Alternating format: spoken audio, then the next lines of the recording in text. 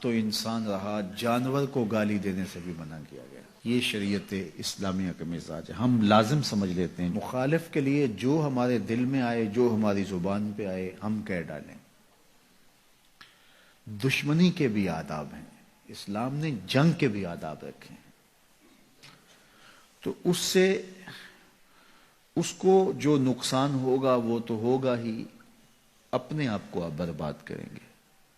اگر کوئی شخص اپنے دشمن کو گھر میں بیٹھ کے گالی دیتا ہے تو اس کے اپنے بیٹے بے حیا ہو جائیں گے۔ میں اگر استاد ہوں اور کلاس میں بیٹھ کے اپنے مخالف شخص کے لیے غلیظ گالیاں دیتا ہوں، گندی گالیاں دیتا ہوں، تو ان کے لیے تو نفرت کے جذبات میں پیدا کرنے کی کوشش کرتا ہی کرتا ہوں، لیکن میرے حلقہ تلمس میں بھی گندگی، غلاظت، گالی گلوچ کا کلچر عام ہو جائے گا، اور پھر جو لہجہ اوروں کے لیے استعمال کرنے کا میں نے مزاج دیا ہے وہ ہم آپس میں بھی کرنے لگ جائیں گے۔ اگر یہاں بیٹھ کر کے مہذب اور شائستہ بات کرنے کا مزاج آپ کو دینا چاہوں تو آپ ایک مہذب اور شائستہ مزاج کے سانچے میں ڈھلیں گے اور پروان چڑھیں گے اور ایک صالح معاشرہ ترتیب پائے گا۔ لیکن اگر میں یہاں سے گالیاں دوں گا، وہ کسی نے کہا تھا نا کہ چوں کفر از خانہ کعبہ برخیزت کجا ماند مسلمانی، جب منبر سے گالی میں دوں گا تو پھر آپ کیوں نہیں دیں گے؟ آپ تو ثواب سمجھ کے دیں گے۔ تو کسی معاشرے کے اندر جو بے حیائی پھیلنے کے اسباب ہیں ان میں سے ایک فحش کلام ہے، گالی گلوچ ہے، سب و شتم ہے، اس سے معاشرے کے اندر بدی پھیلتی ہے اور برائی پھیلتی ہے۔ اللہ کے محبوب علیہ الصلوۃ والسلام نے فرمایا کہ مومن گالی دینے والا نہیں ہوتا۔ زبان کی شائستگی، لہجے کا حسن ہمیں اسلام نے سکھایا ہے۔ حضور بولتے تھے، منہ سے پھول جھڑتے تھے۔ تو لہجے کو میٹھا رکھو تاکہ معاشرت کے اندر بدی نہ پھیلے، معاشرے کے اندر فحش مزاج پیدا نہ ہو۔ بعض اوقات ہم سمجھتے ہیں یہ معمولی بات ہے، لیکن اس کے اثرات بڑے دور رس اور گندے ہوتے ہیں۔ آج کل وہ لطیفوں کا دور چلا ہے کہ جب سے یہ واٹس ایپ اور دیگر چیزیں آئی ہیں تو جو جس کے پاس آتا ہے اس کو آگے بڑھا دیتا ہے، اور گروپ کے اندر بیٹی بھی ہوتی ہے، گروپ کے اندر بیٹے بھی ہوتے ہیں، اس گروپ کے اندر اس کے دوست بھی ہوتے ہیں، بعض اوقات بزرگ بھی ہوتے ہیں۔ تو ہر چیز ہر ایک کو بھیجنے والی نہیں ہوتی ہے۔ تو اس سے کیا ہوتا ہے کہ وہ چیزیں جو میاں بیوی کے مابین گفتگو والی تھی وہ بھی بیٹی کے سامنے جو ہے وہ گفتگو ہو رہی ہے۔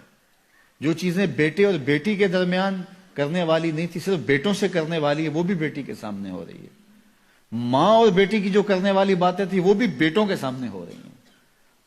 تو معاشرہ جو ہے وہ حیا کے جوہر سے خالی ہو گیا ہے۔ گالی تو دور کی بات ہے، جب لفظ برہنہ ہوتے ہیں تو اس سے معاشرے کے اندر گندگی پھیلتی ہے۔ کسی زمانے میں جب کوئی ایسا ماجرا ہوتا تو اخبار میں خبر چھپتی تھی کہ فلاں جگہ پر ایک مرد اور ایک خاتون یا ایک لڑکا اور ایک لڑکی قابل اعتراض حالت میں پائے گئے، بس اتنی خبر ہوتی تھی، قابل اعتراض حالت میں پائے گئے۔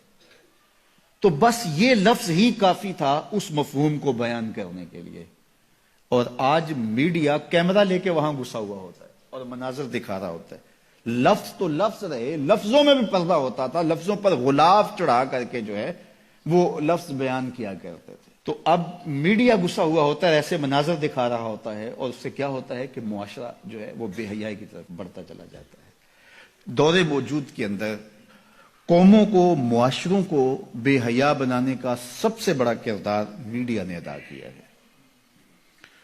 الیکٹرانک میڈیا سے پھر آگے سوشل میڈیا نے اس کردار کو مزید زیادہ ادا کیا، اور اس کا نتیجہ کیا ہوا کہ وہ حیا کا جوہر جو مومن کی زندگی کا اجالا تھا، جو مومن کی زندگی کا نور تھا، آج وہ حیا باقی نہیں رہا۔